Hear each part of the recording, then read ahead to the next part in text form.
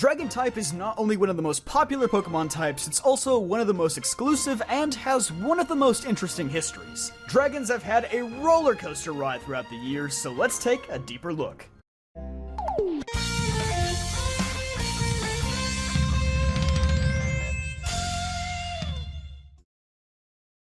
Good morning, everybody. Good morning. It's JPR, and welcome back to the Pokemon Type History series. So far, we've looked at grass types, which are rather underwhelming, steel types, which are incredibly good, and today we're looking at a type that's been kinda all over the dang place. Though you certainly wouldn't think that at a glance, since dragons have always kind of been put on a pedestal. The first dragon types were among the rarest Pokemon in Gen 1, the first dragon specialist was an Elite Four member who later became a champion, most legendary mascots are dragon types, and almost all pseudo-legendaries are dragon types. Certainly understandable given that dragons are mythical creatures, they don't exactly pop up in everyday life, like grass. But honestly, in Gen 1, dragon type is more like a description than an actual type. Of course, it only includes the Dratini family and only has one move, Dragon Rage. A move that sounds way more impressive than it actually is. So essentially, in Gen 1, Dragon is purely a defensive type. A pretty good defensive type, since it's technically only weak to ice moves, but just that, defensive.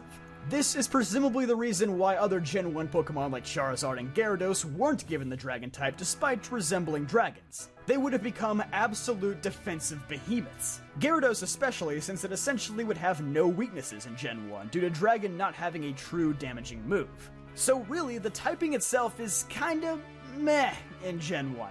The only reason why it was perceived as really powerful is just because Dragonite was the sole rep. And it happens to be one of Gen 1's most powerful Pokemon. But even then, you'd only really go out of your way to use a Dragonite if you were battling against your friends or were doing Gen 1 competitive on Pokemon Showdown. I mean really, think about it. What advantage is a Dragonite giving you in Gen 1 single player mode that any other type couldn't give you? Oh boy, Dragonite learns Hyper Beam at level 60. You know what other Pokemon learn Hyper Beam in Gen 1? Every other fully evolved Pokemon! Dragonite doesn't even get a stab flying move in this generation. He's literally stabless. And in Pokemon, unlike the real world, that's not a good thing. Now again, Dragonite is great in competition despite that fact, but in the main story, you have to stick it out with Dratini and Dragonair for 95% of the game, who offer you next to nothing. If you want good flying coverage and Hyper Beam, then Dodrio is just better, or heck, even Fearow who you can get in the very beginning. Gen 1 doesn't even really have a post-game, so by the time you've fully trained your Dragonite, you can't even enjoy the fruits of your labor. It's pretty much just useful for the Elite Four, and that's all the enjoyment you get. In Gen 2, not a whole lot changes. Even with the vast post-game, this generation's EXP issues make getting a Dragonite next to impossible. It's simply not a practical option to go for. There's a reason why Lance's Dragonites had to be leveled down. This leaves Kingdra as the only other dragon to go for, and frankly, it's okay.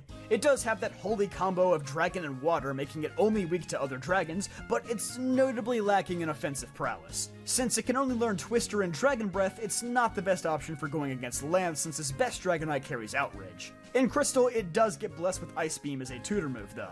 But yeah, dragons still don't really have a great stab option in this gen. Outrage is more risky than rewarding, Dragon Breath is still relatively underpowered, and Twister frankly sucks wind. Gen 3 is where dragons would truly turn the corner though and become the powerhouse that everyone expected them to be. Not even due to a particular Pokemon, mostly just due to the introduction of two moves. Dragon Claw, the first reliable dragon move with a solid base power, and Dragon Dance, one of the best stat buffing moves of all time. Of course, Salamence and Flygon certainly helped. Oh yeah, and Altaria exists too, I guess. Anyway, yeah, Flygon and Salamence. These two were easy top tier picks. Not only were they both among the fastest Gen 3 Pokemon, but Salamence got access to the devastating combination of Intimidate and Dragon Dance, and Flygon being a ground type meant it got access to Stab Earthquake, as well as a variety of other useful moves, such as Rock Slide to deal with ice types. Not to mention, this is where Dragon type legendaries started becoming the norm, like Rayquaza, Latios, and Latias, all extremely broken Pokemon back in the Gen 3 meta. So while Dragon types were finally more accessible to use in the main story, they stayed exclusive enough to where they still appeared to be a top tier type. Gen 4 would only introduce one non-legendary dragon type, but boy did they make it count! For a handful of years there, Garchomp was the most terrifying beast to ever roam the land. With 102 base speed, it was just barely enough to outspeed any threatening ice or dragon types, and thanks to moves like Swords Dance, Earthquake, Dragon Claw, and so much more, it was the undisputed champion of sweeping. In fact, Salamence and Garchomp both were considered Ubers this generation.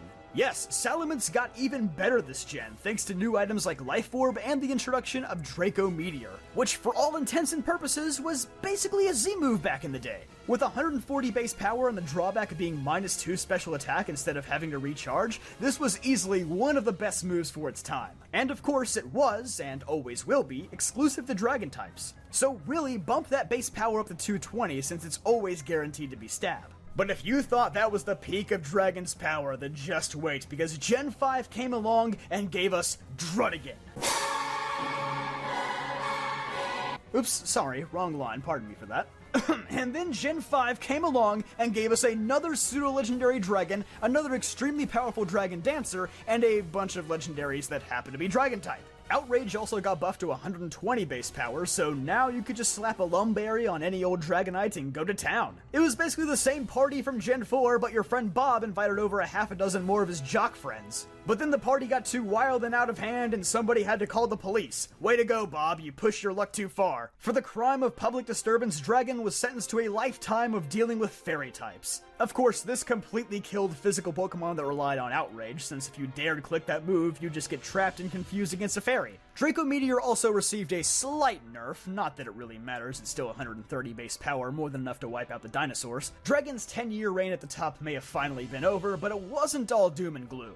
Mega Evolution seemed to particularly favor the Dragon type, mostly just for fan service reasons, but it did finally give Charizard fans what they've been waiting for since birth. There also seemed to be a shift in design philosophy for what constitutes a Dragon type in this generation. In the first 5 gens, it was like, okay, you literally have to be a dragon to be a Dragon type, and even then, we might not still let you in. Now it was like, oh, you're a sheep, or a bat, or a slug? Alright, good enough. The restrictions definitely loosened up, and as long as you had some sort of a draconic presence in your origin, you could pass as a dragon type. And then Ampharos said, hold up, please leave the door open for my friend the coconut tree, he's running late. By and large, I'd say that dragons were still pretty good in Gen 6, at the very least they were far more usable in the main story than they'd ever been before, so their defensive capabilities could more easily be taken advantage of. And throughout generations 7 and 8, Dragon kinda settled into this new age. Sure, we still get pseudos like Kommo-o and Dragapult, and there's a decent mix of stuff like Drampa and Duraludon and Appleton. And I'm not gonna lie, it's kind of nice to have some dragons that reach their final form before level 50, even if it's just a small handful. The type is still really good, it's just been more normalized, I would say.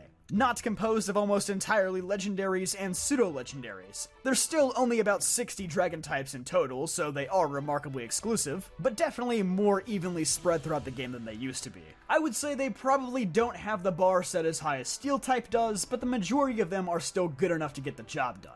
Though, on the competitive side of things, it definitely seems like now they need to have some other defining factor to them, other than just, hey, I'm a dragon type, like it was in Gens 3 through 5. So what do you think of the dragon type? Is it nice that it's a bit more accessible and balanced now, or do you curse the day that these darned fairies took over the landscape? Let me know down below. But while you're at it, be sure to subscribe. We got plenty of great new content coming your way very soon. Big shout out to my newest channel members as well, Anthony Donatale and Deru. Thank you guys so much for your support, and I'll see you guys next time.